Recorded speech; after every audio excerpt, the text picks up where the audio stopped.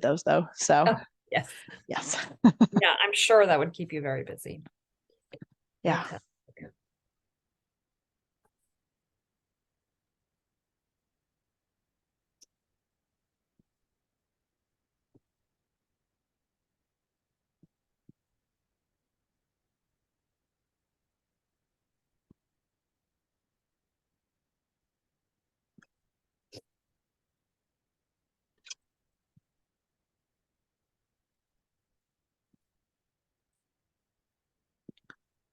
So were you at the meeting that Pierce spoke at?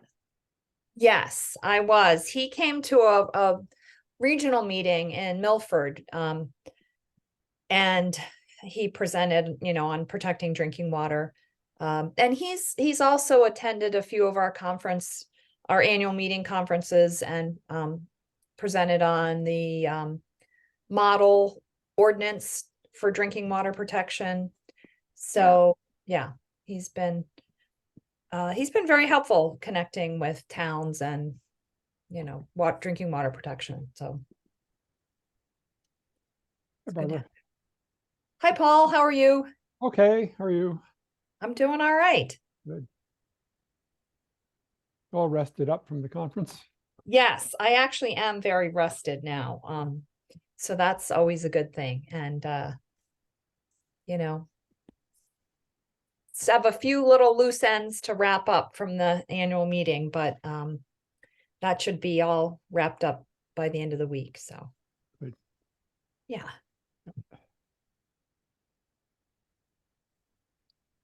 And it's on to the next thing. Mm-hmm.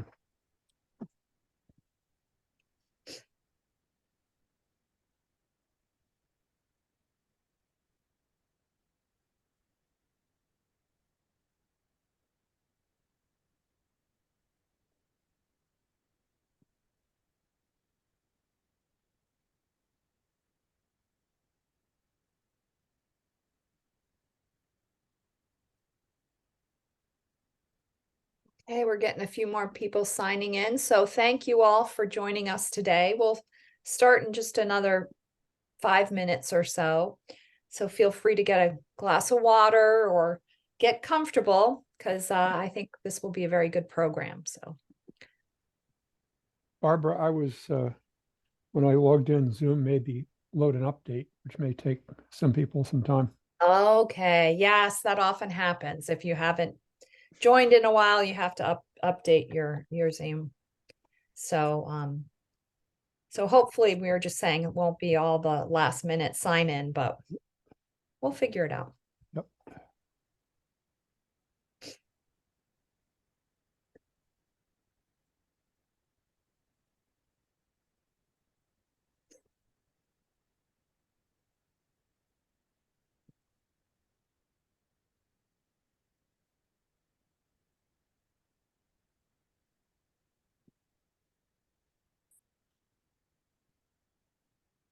So this will be our last lunch and learn for the fall, but we are starting to plan the spring lunch and learn program. So if anybody has some topic ideas, send me an email, or go ahead and just let me know in the chat or something, because we want to start scheduling our spring programs.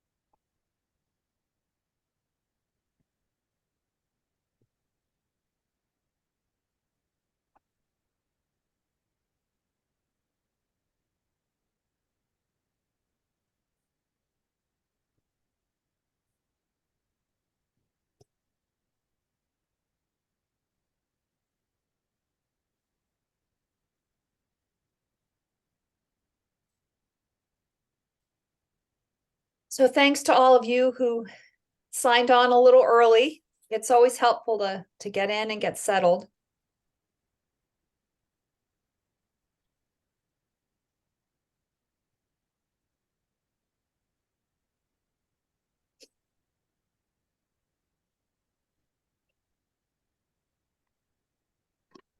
So we'll get started right at noon, so you have a little bit of time to grab a drink or grab your lunch, and we will keep admitting people right until noon. I think there's about 80, there's more than 80 people signed up, so it could be a large group today, which is great. But it might be hard to ask a lot of questions, but we can always use the chat or the raise your hand at the end of the program.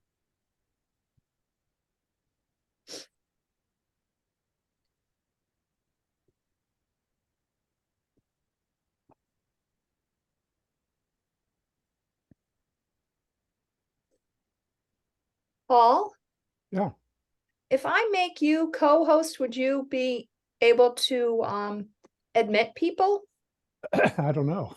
You don't know? Do you know how to? Never done it. Never done it. All right. Well, But might as well try. I just made you co-host. Do you see in the waiting room 2 people? We're looking for the waiting room. Where There's would a the way- waiting? Under the participant list. Don't worry about it. I don't want to spring it on you. We'll get you next time. There we are. Here we are. Okay. Okay, so do you see the Waiting blue room. button that says admit? Admit all. Yep, you can admit Okay. all. Hey, first time. Okay. Awesome. Would you mind doing that while I'm speaking? Because then I won't have a backlog of. Not at all. Fantastic, thanks. I'm sorry to put you on the spot like that, but I figured you'd be a good person to do that. For those of you who don't know Paul, he's an NHACC board member, so I don't just randomly choose participants to be co-hosts. So Recently elected vice president, no less. yes, No. right. So I think he's trustworthy in the admitting people to the Zoom department. So we'll go ahead and get started. Again, thank you for joining us. We've had a lot of success with the Lunch and Learn programs. People enjoy taking a little break at noon and learning a little bit more about what's happening here in New Hampshire. So today's program, we're going to talk about PFAS. And we know that this is a real issue for many towns in New Hampshire. So we thought it was important for conservation commissions to learn more about this topic. So my name is Barbara Richter. For those of you who don't know, I'm the executive director at the New Hampshire Association of Conservation Commissions. And NHACC is a nonprofit organization, and we work to support New Hampshire conservation commissions so that they can be successful in the work that they do, protecting their local natural resources. So our presenter today is Amy Rousseau from the New Hampshire Department of Environmental Services. Amy is the PFAS response coordinator for New Hampshire DES with the MTBE Remediation Bureau. She previously served in the Drinking Water and Groundwater Bureau as a small system engineer, providing technical assistance to small public water systems. Prior to her work at DES, she worked in private consulting as an environmental engineer with a focus on hazardous waste site characterization and remediation projects. She holds a Bachelor of Science in Environmental Science from SUNY Plattsburgh and a Master of Engineering in Environmental Engineering from Clarkson University. So thank you to Amy for joining us today. But just a few quick things before we begin. This program is being recorded, and I will be sending out a recording of the program to everyone who registered. You're welcome to share this link with your other Conservation Commission members. And at the end of the month, it will go up on our YouTube channel.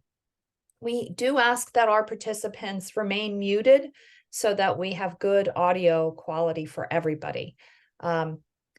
we do want to encourage participation and ask you to and invite you to ask questions. So if you're in the middle of the program and you have a question, you might want to use the chat box on the bottom. But at the end of the program, we should have some time where you can raise your hand or even physically raise your hand to ask questions at the end of the program. So now I would like to invite Amy to join us and talk a little bit more about PFAS in New Hampshire. All right. Thank you, Barbara. All right. So we're going to go over PFAS in New Hampshire. I am the PFAS response coordinator for the New Hampshire Department of Environmental Services. And what that means is I am the point of contact for anything PFAS that comes into the building. And if I can't answer your questions, I will guide you to those that can. And so PFAS branches across all bureaus within the DES. So I coordinate all those efforts with all of them. And so a lot of them have more in-depth information to offer than I. So I will guide you towards them if need be. But that's my role here. And I also administer some funding programs for community water systems, municipalities, and private well users that have been affected by PFAS. So today I'm just going to go over some basics like who, what, when, where, and why of PFAS and some hows. So I always start with this PFAS resource. So ITRC put together a very comprehensive guide on PFAS.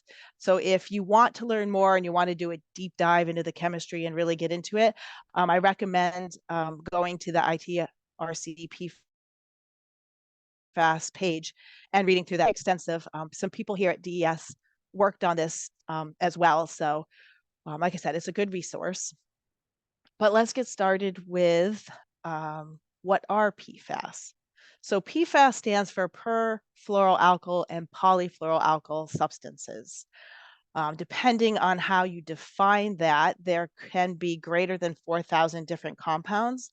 Some people will say there's greater than 10,000 compounds in the PFAS family. But the important thing is that it is a carbon chain and that there are different functional groups on this carbon chain. And that pretty much determines which compound you get. So we like to break them down into short chains versus long chains. And that basically is just how many carbons are in that chain. You'll see some of them here on the bottom. The ones that we commonly deal with here in New Hampshire are PFOA and PFOS. But there are two others that we regulate, and we commonly analyze for up to 29 so that we have an idea of other compounds that are out there. Why can't I? There we go. All right. So why PFAS compounds? So these are synthetic. They're man-made. You do not commonly find them on their own in nature. But the thing about them is that the carbons are fluorinated, meaning they have a fluorine on them. And this carbon fluorine bond is very durable and it resists degradation. So what that means is that they persist in our environment, unfortunately. But it is one of the strongest chemical bonds known. And so the reason that we use this is that that bond, because it doesn't break down, makes it waterproof and stain-proof and weather resistant. And so because of those properties, it gets used widely in consumer commercial products as well as industrial applications. So some of the common ones that you'll hear and that we know of are the aqueous film forming foam, or commonly known as AFFF, but it's used in other manufacturing processes as well. You'll see here like metal plating and textile coating. It's in papers and packaging, medical devices, pharmaceuticals, all sorts of things that we use on a daily basis. And in our commercial products, it's our cookware, our fast food containers, makeup, cleaning products, ski waxes. The famous one is microwave popcorn bags. So we are constantly exposed to it on a daily basis with all of these products that we use every day. Some of the more recent examples that we see of come out. One is the ski waxes, which Hampshire is, used quite frequently. A disturbing one is it's in boba teas. I'm not sure why they would use it for that application. And then, wrinkle resistant clothing, that the PFAS is what makes that wrinkle resistance. And then one I learned about the other day just frequently is that they're finding it in zippers, just everyday zippers on your clothing, and it's actually the paint that they use on the zippers to make it whatever color that it is. So that is a new one that just came out recently, where they use PFAS in paint for that. So how are we exposed to PFAS? So the primary route of exposure is ingestion, meaning what we drink and what we eat. So certain PFAS are known to transfer to infants through the placenta as well as through breast milk. Inhaling and ingesting that way through air can contribute to your exposure. So, carpets commonly have a stain resistant coating on them. You walk through the carpet, it kicks up dust. You can inhale it that way. It's probably less of an exposure than ingestion, like through your drinking water, but it is a known exposure. They are not known to efficiently absorb through the skin unless you have an occupational exposure and you're actually working with the chemicals themselves. So that's why we say it's mainly an ingestion issue. So if you get it on your skin, like you get water on your skin from your house, the concentrations in your drinking water are not enough to absorb across the skin. It is bioaccumulative, though, because it is persistent and it does build up in the body. So you may have heard that it gets regulated at this really small amount known as like parts per trillion. And the reason for that is because it does bioaccumulate. So we are seeing it in people at a part per billion stage, and that's why we regulate it at a part per trillion stage. So some of the health risks that we know that have been associated with PFAS kind of mimic a lot of other health issues, but they can increase your cholesterol and your liver enzymes. It is known to either increase or decrease infant birth weights, as well as your immune system functions. It can cause issues with high blood pressure and preeclampsia. It does affect thyroid hormones. And then there are some studies out there showing that it can have an increase in kidney or testicular cancers. There is some good information on our website for all of this, but I also want to mention here that if you have any questions about health risks, our toxicologist here, Dr. Jonathan Patali, is an excellent resource and lovely to talk to. And pass along his contact information because I'm not sure it's in this presentation anywhere. But he can talk about the health effects far more efficiently than I can, for sure. So these are some of the questions that Jonathan gets on a daily basis from people. And we actually have these listed out on our website as well to kind of help him guide people to. But one of the big ones, can I cook with the water?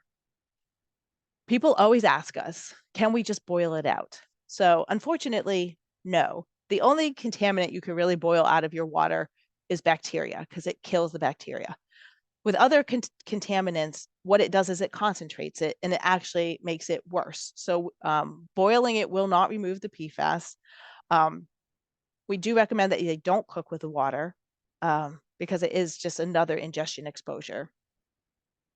Then can I use the water for bathing, showering, or cleaning?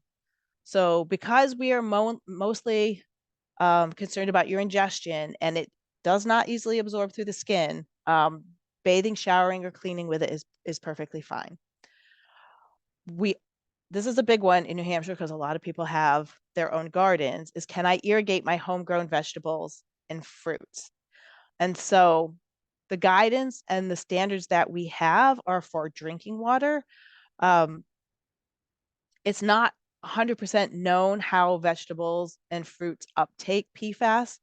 So Dr. Jonathan Patali has also been doing a garden study funded through some of the funding that we have, where he has looked at tomatoes, basil, and beats. And so he is at this time actually still going through that data. And so, but if you wanted to talk to him more about that, he loves to talk about it. So hopefully as he finishes up going through that data, we will have something to present to people to talk more about that. Can I use the water to irrigate my lawn? So this is actually a very big question, because as people are finding it in their private wells, they may want to do a service connection with a larger public water system, but they're asking us, can we keep our wells to irrigate our lawn to offset our water bill when we hook into a public water system? And so we are allowing people to keep their wells so that they could do so. You know, and again, our standards are not meant for the guidance for lawn care, they're for drinking. And so it's really a personal choice at that point. But Jonathan has a link in here that has some more information about that, if people want to go there and take a look at that. Should I be concerned about my pets?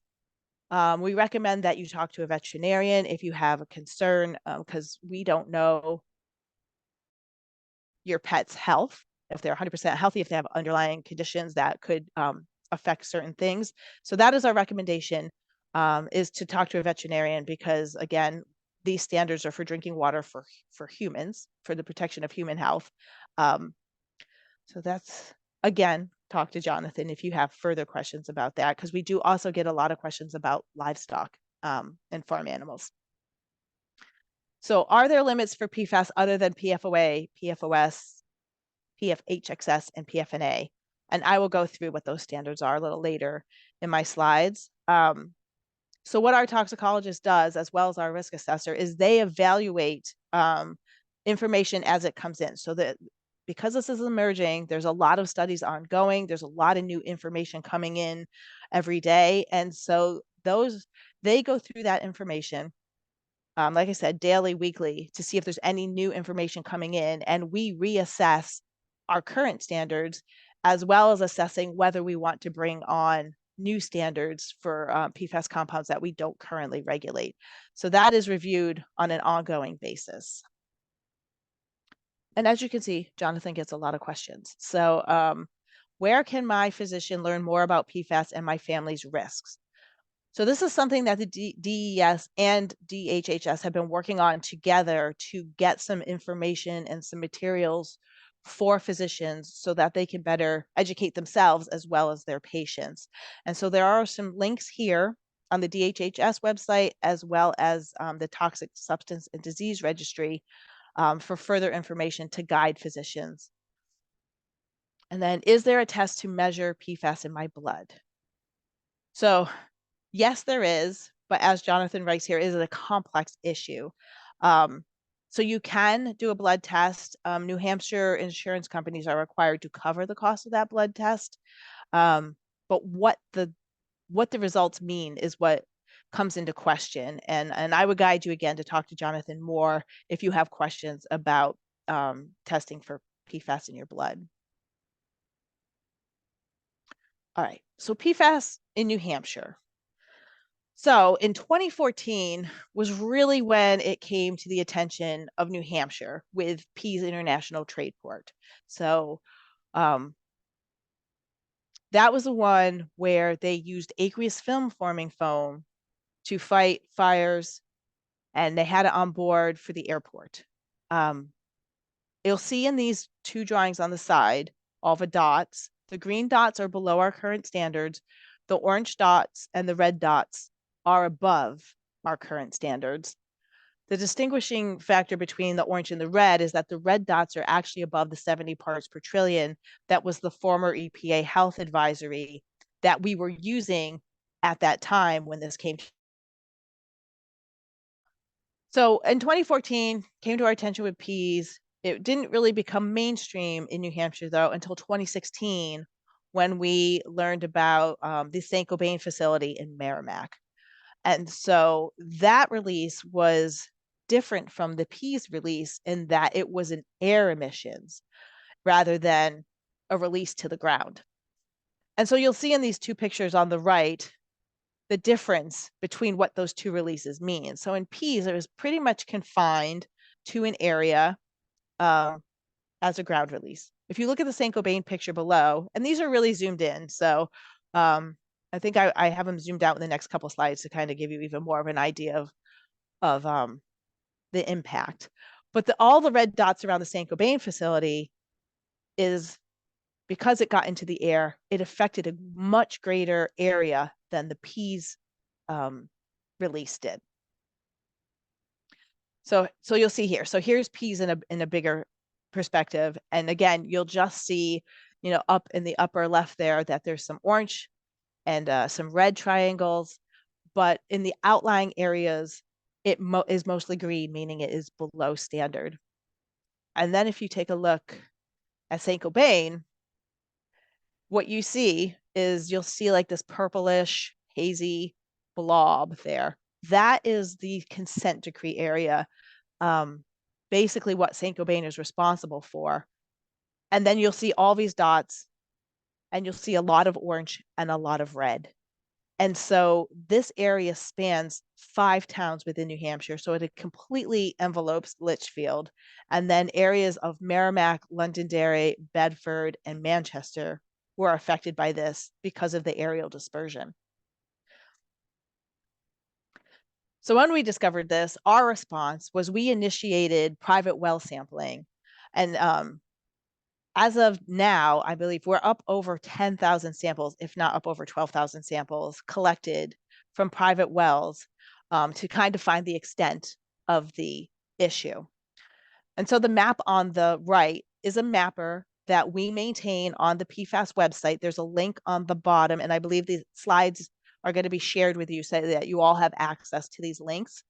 But that link will bring you to this mapper, and it looks all great and green when you zoom out and look at the whole state. But as you start to zoom in, that's when you start to see the breadth of the issue in certain areas. So you can put an address in this mapper, or you can just put a town in the mapper, and it will zoom you right into where you want to go. When you get to where you want to go, you can click on these shapes, and it will actually show you what the results at that particular point are, so you can see them. It's a very useful tool. I encourage everyone to use it. You can always feel free to call me as well if you want me to look anything up for you. So with this sampling, we, by rule and law, are required when we detect exceedance to put out a notification within 500 feet of that well and let people know that we have found an exceedance within 500 feet of your well, and we will come out and sample yours as well. And so at this point today, what we're doing is basically chasing those exceedances. So we get an exceedance, we send out a letter, we get those in, and we're chasing them around. So we're targeting our sampling right now to certain areas within New Hampshire for that reason. But we do have an online request form, and there's a link here for that as well, where anyone in New Hampshire can go on and ask for us to come out and do PFAS sampling. Because we are targeting, they may get a no from us at this time and be put on a wait list. But I encourage anybody anywhere in the state of New Hampshire, if they want to get on the list, to go ahead and fill out this online form. I mean, most of the areas that we are targeting right now are in southern New Hampshire because of there's been more than just Saint-Gobain releases down there. And so it's such a highly concentrated PFAS area that's mostly where they are, but they will go to other towns. We have sampled, I believe, in every town in New Hampshire at least once, and have found PFAS across the board in New Hampshire everywhere. So some of these other releases that we're seeing are from fire departments with AFFF, landfills, manufacturing. So when people think of it in New Hampshire, they think of P's or they think of Saint-Gobain, but it is an issue across the entire state from other uses as well. All right, so I want to give you a little history timeline of PFAS standards in New Hampshire and how they evolved. So in 2016, when the Saint-Gobain issue hit, we were using the EPA health advisory of 70 parts per trillion. And so that was for PFOA and PFOS. So it could either be individually or combined together, a 70 parts per trillion. In 2019, New Hampshire came up with their own standards, and we established these in rule. And so we established 4 different ones for PFOA, PFOS, PFNA, and PFHXS. So we wrote those into rule, and we started enforcing them with public water systems. Unfortunately, 2 months later in December, we hit a little bit of a roadblock. The state was sued based on those standards that were set. So there was a court injunction that suspended us being able to enforce those standards. And so we then reverted back to the 70 parts per trillion at that time. Figured out in July of 2020, the legislature actually passed those 4 standards into law under House Bill 1246. So then we were able to start enforcing those again. So we had a little hiccup there, but not for too long. And so then we started enforcing those with public water systems again.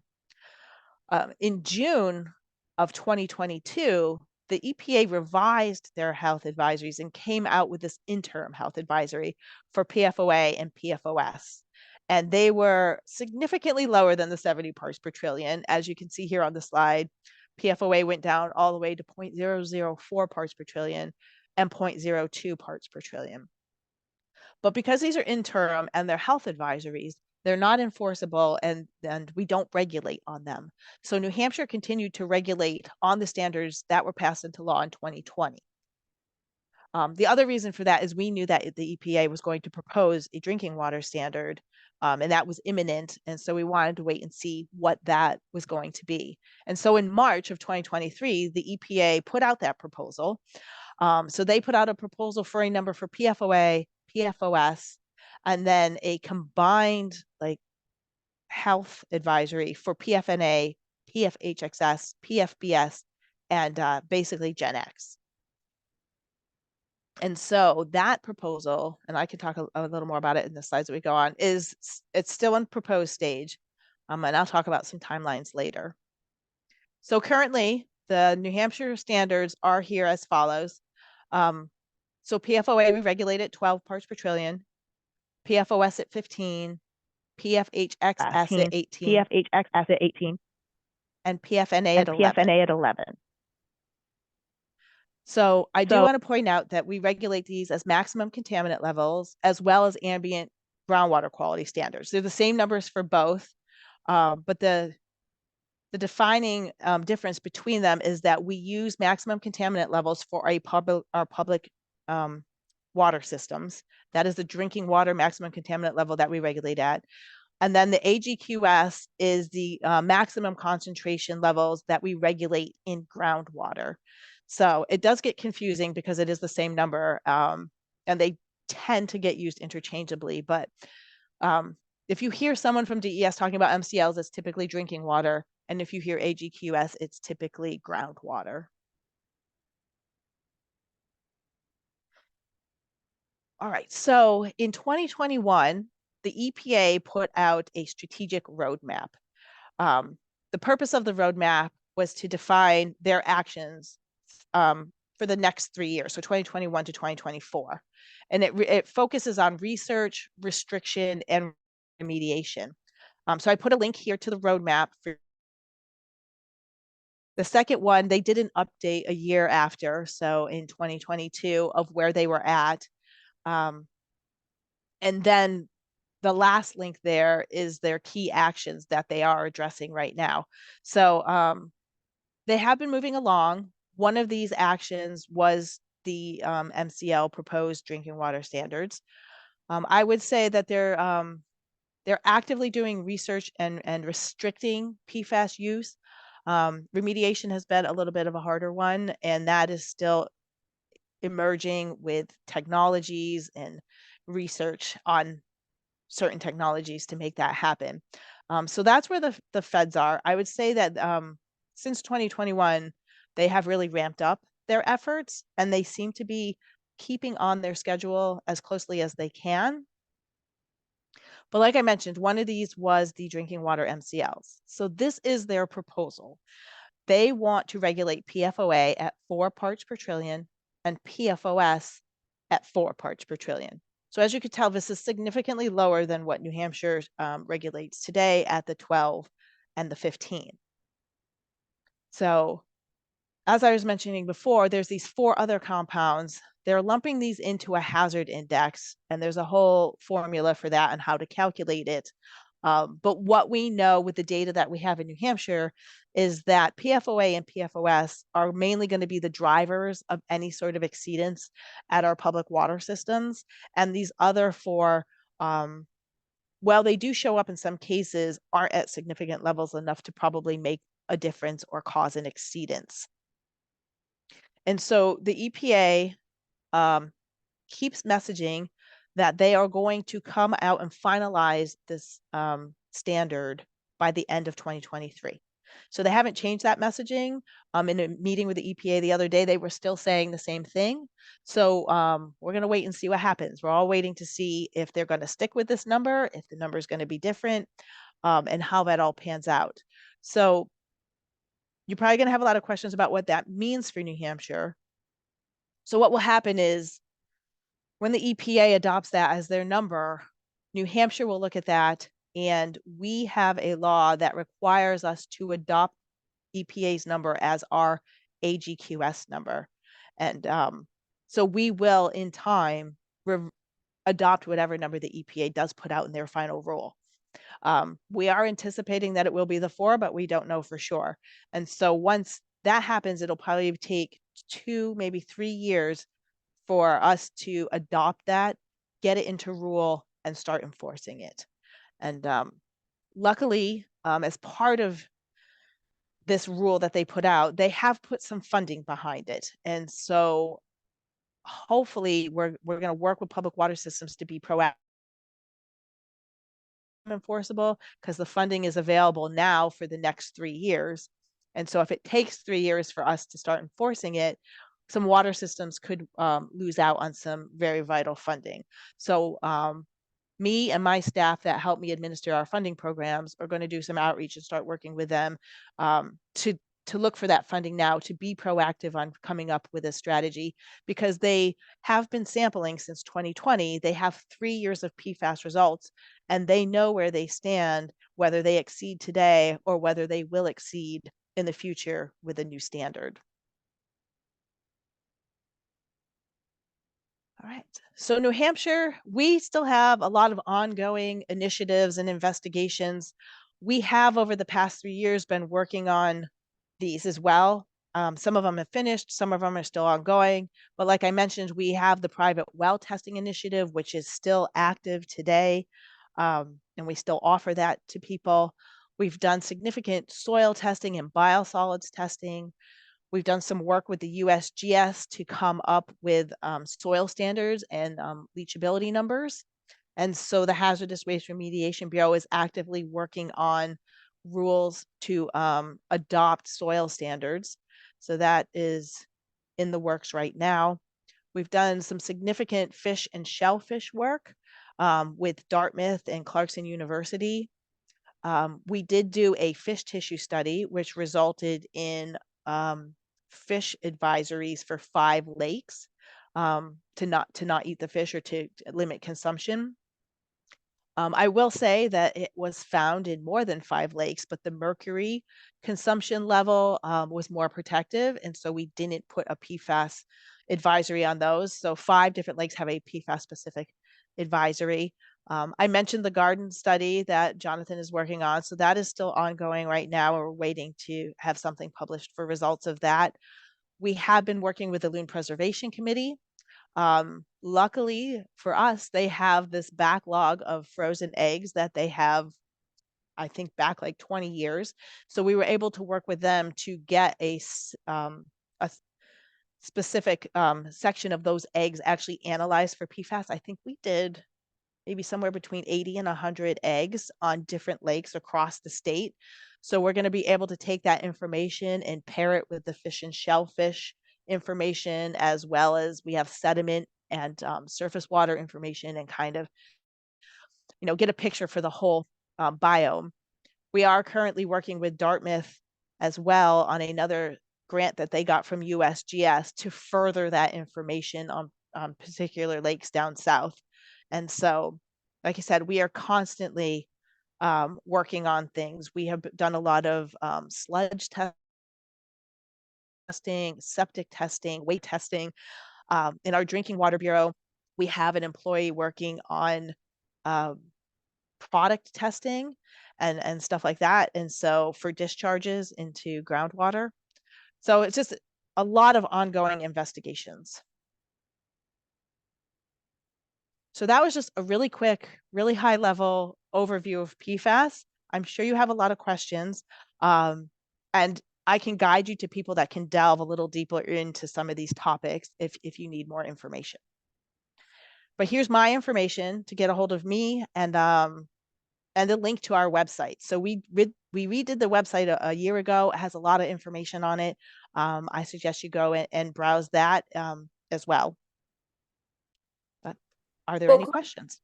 Thank you so much, Amy. That was a great overview and a lot of information to absorb. So I appreciate the fact you're able to kind of keep it high level there. There are some questions in the chat box, which I can read off, and then we can open up to anybody who wants to raise their hand or unmute. So when were PFAS chemicals first introduced into the environment? Do you know what year? So broadly, if you go all the way back, we started using them in the 1940s. Wow. So our exposure to them has been for a very long time. So, I mean, when you think about it, it's in Teflon coatings in your pans, it's in the water protection on your clothing, right? So Jonathan will tell you that every baby that's born, probably since the 50s, has had some level of PFAS in their blood because of our exposure to it. So you take that, and then we in New Hampshire learned about it in 2014. So our exposure to it has been great. Okay. Wow. I didn't realize it went back that far. Yeah.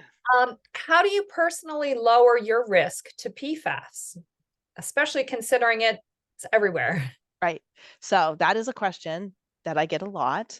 And so it's a hard thing to do, right? Because it is everywhere. So, I mean, I stopped eating microwave popcorn the minute I found out that it was in there. So I have like a different cooker that I use in the microwave, you know, that I have that doesn't have anything in it. So we changed all of our pots to cast iron. So I got rid of my Teflon pots.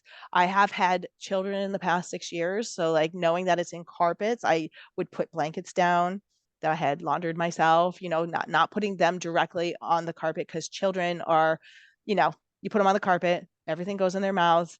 So, they're probably more greatly exposed to things like that than we are. So one thing Jonathan will tell you, because it is in food packaging, fast food packaging, but it can be found in our vegetables and our fruits, is he always recommends to vary where you eat. We're creatures of habit, right? Same place every day. We buy the same food, in the grocery store, we get the same thing. He's like, vary where you get your food from, so that you're not, so if you're getting lettuce somewhere, maybe get it somewhere else. So you're not getting the same exposure all the time from the same place.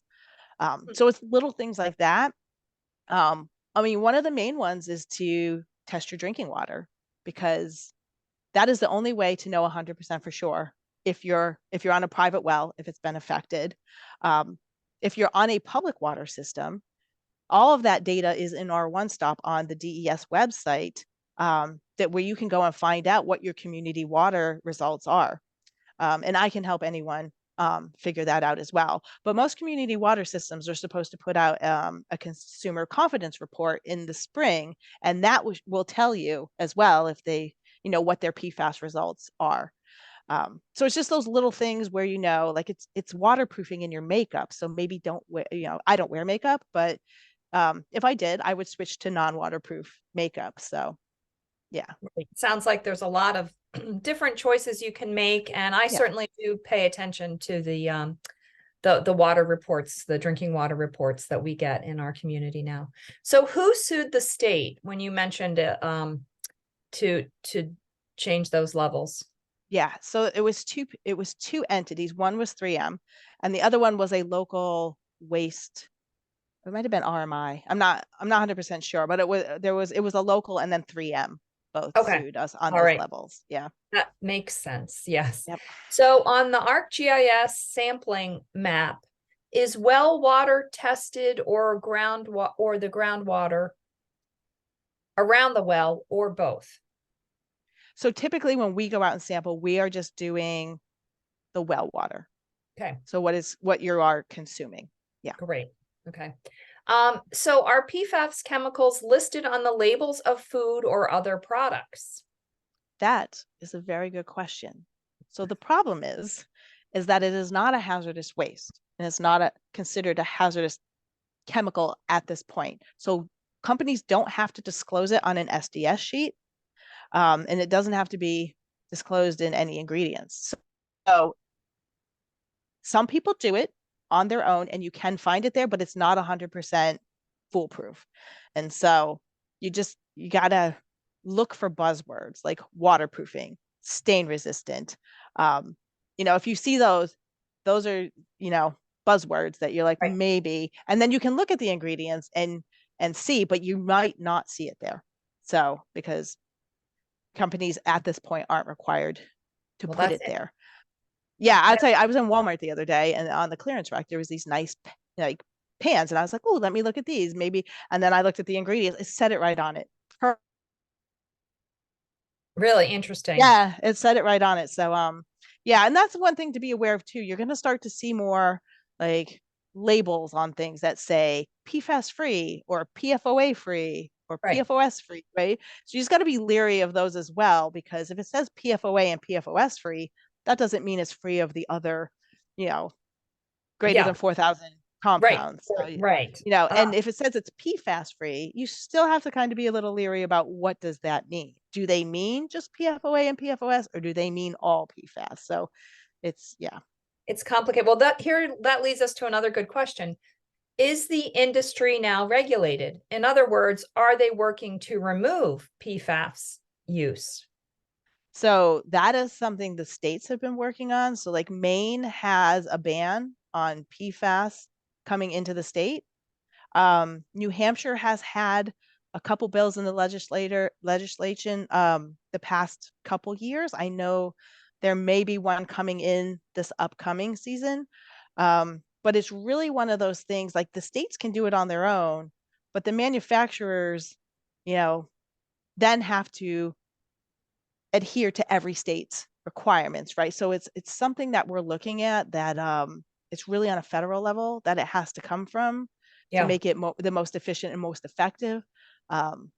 So there is going to be some legislation out there this coming season to keep an eye on. Yeah. Yeah, I heard that as well, and we'll try to better track that. So there's a question about pets. Is there collaboration with veterinary training university like Tufts?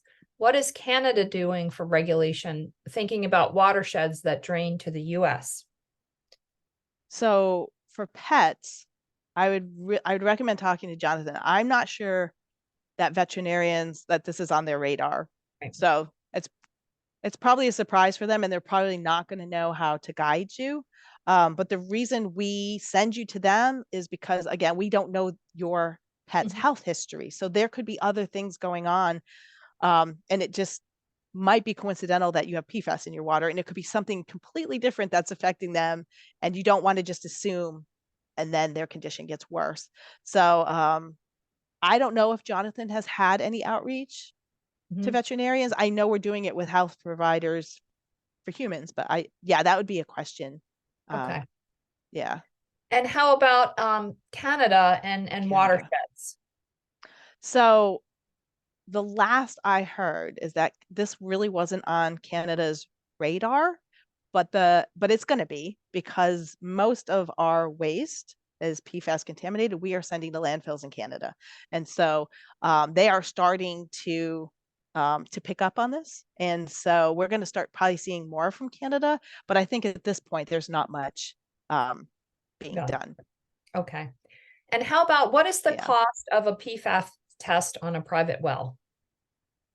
So it can vary. There are some labs in New Hampshire that offer like a tiered approach to it, where you can just do, like, I think their lowest one is 6 compounds, and it will include the 4 that we regulate and then 2 extras. And so I hear that's running around $250 per sample. And then you can go up and have like the full list on the method done, which is like 27 or 29 different PFAS compounds. And that can range up to like, $450 for a sample. So, Okay. All right, good to know. And how about, let's see, are water filters like Brita effective in reducing PFAS? so there is one pitcher filter that I'm aware of on the market that can do it and has the NSF certification to do so. And that is the zero water filter pitcher.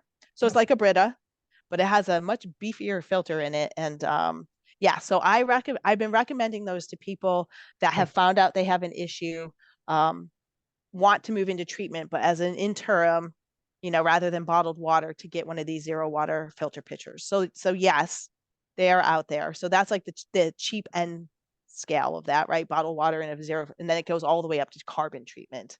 Right. For a facility like a wastewater treatment would be using the carbon treatment, right? Even private homes. So Sure. there's 2 different things a private homeowner could do, because it's ingestion, you can just treat at your kitchen sink where you're getting the water that you consume with like a reverse osmosis, which are, on the cheaper end if you're going to go reverse osmosis versus carbon. Or there are people out there that their comfort level is to treat all the water coming into their home, and then that would be carbon. Or there are some resins out there now that will remove PFAS. Okay. Well, that kind of answers our next question is, what do I do if I test my well and it's above the proposed levels? So you can treat your individual household. I also heard you say that, some people are actually connecting to public water systems. Yes. So we have a rebate program for this. So as a private well owner, if you have an exceedance, like if you've tested on your own or the state's tested for you and you find that you have an exceedance, the rebate is for up to $5,000 for treatment installation, and then up to $10,000 if you're lucky enough to have a water line that runs in front of your home and you can connect in. Okay. So there are some options for treatment. Yes, and all that information is on the website. There's a page specifically for the rebate program. Okay, great. And again, we'll be sending the PowerPoint that has those links and again, access to more information if you need it tomorrow with this recording. So why don't manufacturers understand the PFAS family risk? If they have a quality management system, such as ISO 9001, is it required? And why are they leaning on the regulators? I think it's money, right? It always comes down to money. Yes.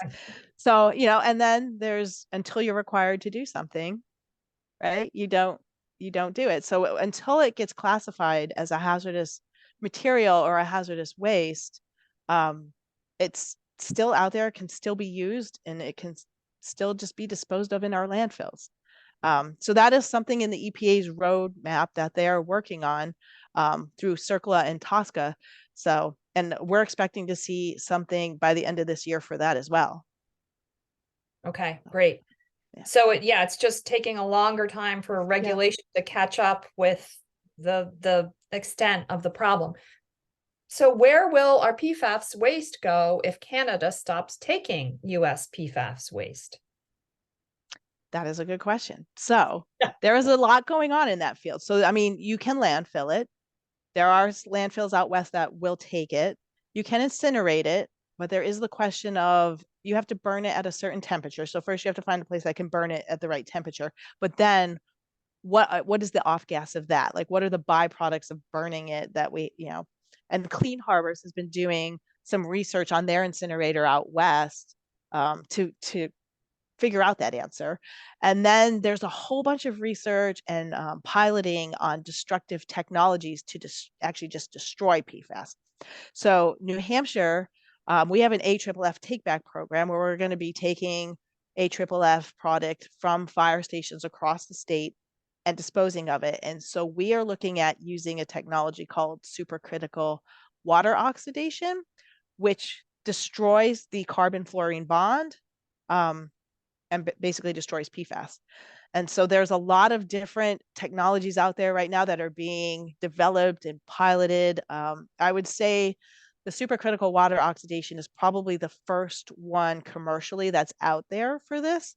But it is an ongoing research and development right now. Wow. Well, at least there's some move towards, Yeah. cleaning this up, and there's some hope out there. So, all right. Well, that is everybody in the chat. But again, please feel free to raise your hand.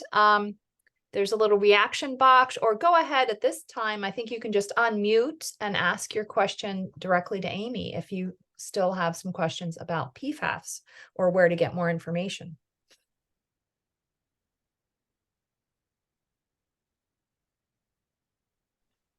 How can you know if it's a good thing to test? And do you guys test for us? Is that what you were saying, or do we have to pay to have the test?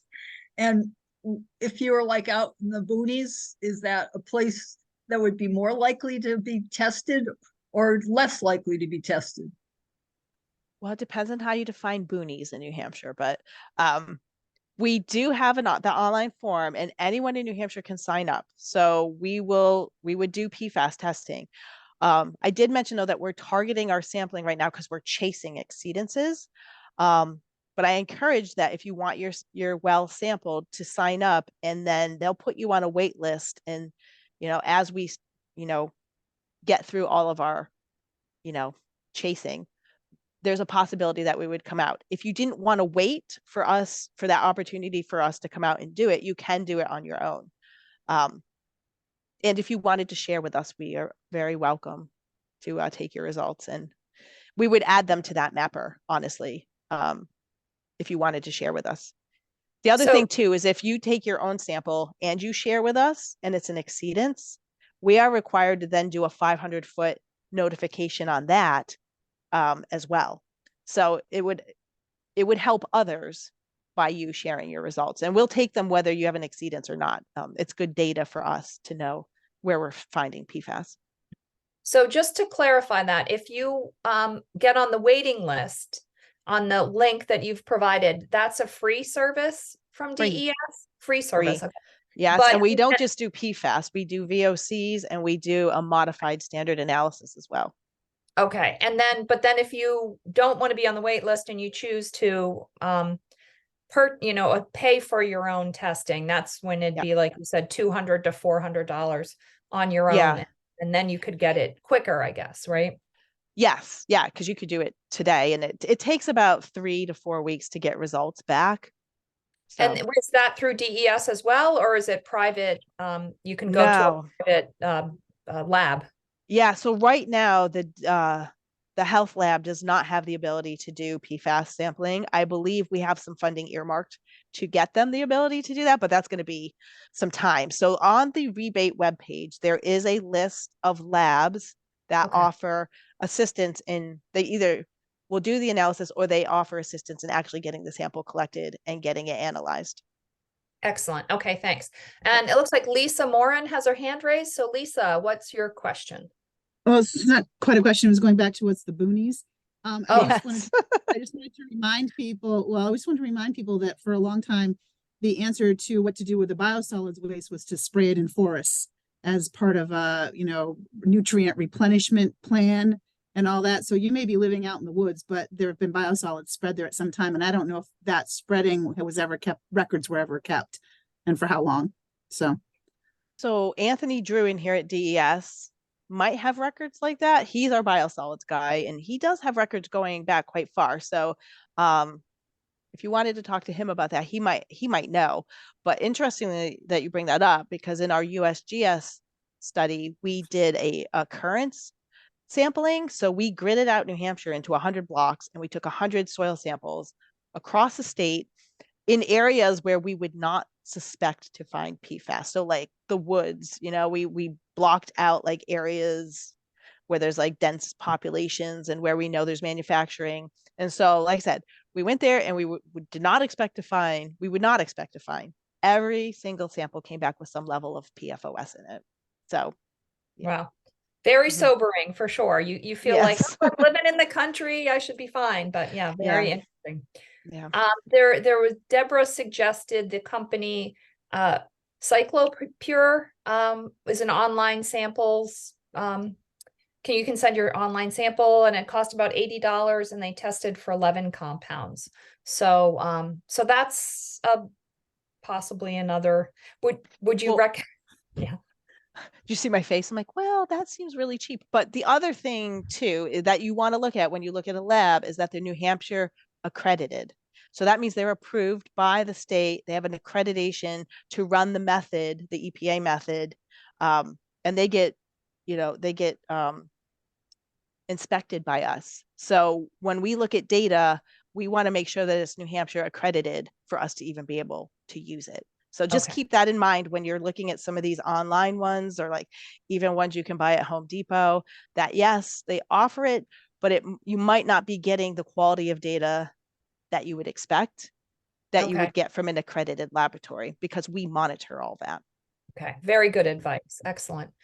All right, anybody else out there? I know there's a lot, and Amy, you said you would be sharing obviously your email is here, but I'll include that in the follow-up message that I send tomorrow with the link to the recording, so that if people do want to contact you and have more questions, they can follow up with you as well. So yeah, and then some of these other names I mentioned, they're all on the website. So like if you go to the health page, you're going to find Jonathan. If you go to the biosolids page, you're going to find Anthony. So every page was specifically made by them. And so all their contact information with what they're associated with is on the webpage. Okay, fantastic. And maybe I can even do like a quick one pager that has a lot of those links. So again, any last minute questions? Go ahead and unmute. Give it another second here. Again, thank you, Amy, so much for your information today and for the work that you do. I'm both kind of terrified and reassured at the same time. Knowing that DES is tracking this is certainly reassuring, but it's a lot to take in to recognize that these chemicals are everywhere, even in places we would think would be free or safe from some of these uses. So again, and thank you all for joining in today and listening. Again, you're welcome to share this presentation with your other commission members as well. I'll send out that recording tomorrow if you want to share the link. And if you do have any ideas for some spring lunch and learns, just let me know, and we'll get working on that, scheduling for more lunch and learns next spring. So everybody, thank you for joining us, and have a great afternoon. Thank you. Thanks.